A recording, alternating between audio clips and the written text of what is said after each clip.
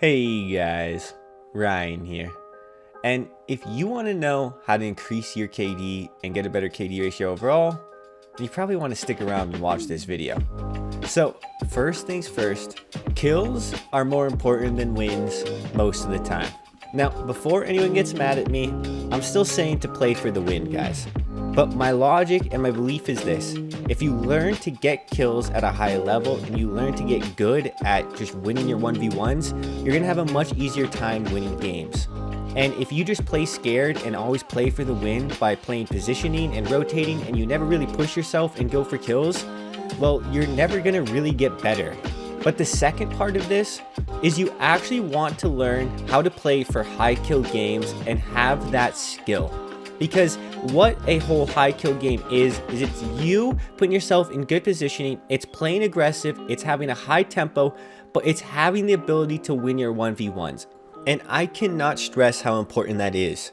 If you do not have the ability to consistently win the 1v1s you put yourself in, how are you ever going to get that good of a KD ratio? See, what a high kill game is oftentimes is someone like myself isolating 1v1s around the map and then just winning those 1v1s. The amount of times that I'll outright lose a fair 1v1 gunfight is pretty small, guys.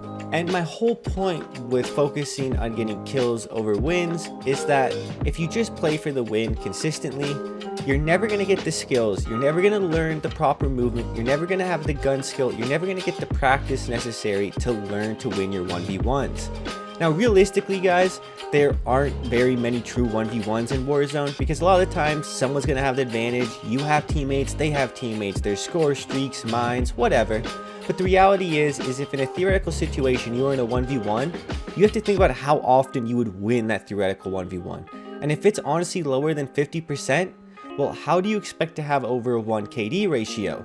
And if you think it's hovering right around 50 to 60%, well then how do you think you're ever going to have a 2 KD ratio? Because you need to win about 70% of your gunfights, and I'm not saying there's any true proper math behind that statement, but I'm saying you probably need to win somewhere around there if you ever really want to get that good of a KD ratio. But this is going to take me into my second point, and that's you don't use the proper weapons. And I'm not just talking about in your loadouts, I'm talking about the ground loot you pick up and the guns you prioritize overall. Now, I see a lot of people not understand what ground loot's good. I see a lot of people just use terrible loadout weapons, and I'm here to just break down what you should be focusing on. First things first, guys, there's a mathematical element to Call of Duty that you just can't ignore. If person A has a gun that kills X amount faster than person B, well, mathematically they're going to have an advantage, and that's just the truth of it all. There's no changing that. But there's a flip side to this. Let's say there's a meta gun. I'll use the WSP Swarm as an SMG for an example. Even if it kills faster, even if it's the meta, if you are missing a certain percentage of your shots with it because you can't control the recoil, it's probably going to be better for you to use a gun that deals less damage, but you can hit more shots with. If the percentage of shots you're going to hit with the meta gun is not high enough to make up for the difference in damage, well, there's no point in using it. The other part of all of this is the ground loot you guys use. A lot of people seem absolutely unaware of the fact that you should almost always prioritize close to mid-range weapons when you're looting ground loot. The exception is if you're really good at the sniper and you want to snipe. But for the most part, you need to put a priority on guns in the close to mid-range. Because if you get into any engagement with someone in the long range and they have a meta weapon and you have ground loot, you are almost never gonna win it. However, if you have a blue striker, a green striker, and you're versus someone with their loadout striker, the odds that you win that fight are so significantly higher, it's hard to even put it into words. Because those close range SMGs don't really have to deal with the issue of too much recoil at those closer ranges, well, that means if you have the same gun as someone who has their loadout gun, you have a pretty good chance of winning that gunfight due to the whole math element I just talked about. On the flip side, as I talked about before, If they have a long range loadout weapon and you have the ground loot equivalent, you are almost never going to have a gun that's going to be good enough to compete in the long range, because their gun is going to have less recoil, it's going to have probably more bullets in the magazine, a way better sight, and all of those advantages that are going to make a massive difference. And that's why with your ground loot, you really want to prioritize close range weapons.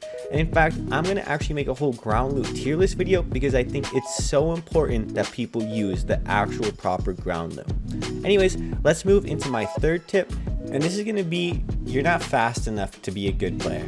I made a whole video about this topic in Warzone 1 about a year and a half ago. In fact, I think you should watch it. It's one of the top videos on my channel.